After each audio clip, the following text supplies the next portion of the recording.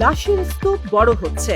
Disco শওকতের shipyard বিস্ফোরণের ঘটনায় ৩ মৃত্যুর রেশ না কাটতেই শনিবার সকালে প্রাণ গেল আরও একজনের। বিস্ফোরণে ১২ দগ্ধের ঘটনায় শুরুতেই মৃত্যু শূন্যের কোটায় থাকলেও এখন মৃত্যু সংখ্যা দাঁড়ালো ৪-এর বৃত্তে।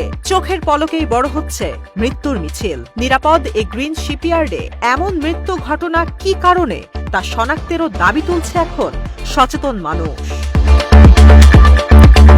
সচেতন নাগরিক ঐক্যের সদস্য সচিব শফিকুল ইসলাম টিম আলোকিত চট্টগ্রামকে বলছে, হাসিনা সরকারের পতনের বছরখানেক আগে গ্রিন ও নিরাপদ সনদ পেয়েছিল শিল্পপতি শওকত আলী চৌধুরীর শিপইয়ার্ড এস.এন. কর্পোরেশন।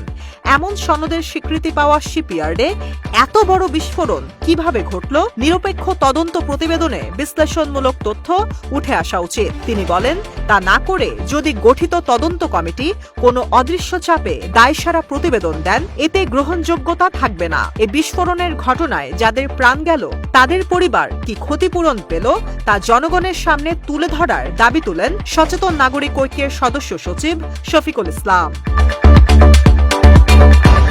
টিম আলোকিত চট্টগ্রামের অনুসন্ধান বলছে, বাংলাদেশের ধনকুব শওকত আলী চৌধুরীর বাড়ি চট্টগ্রামে।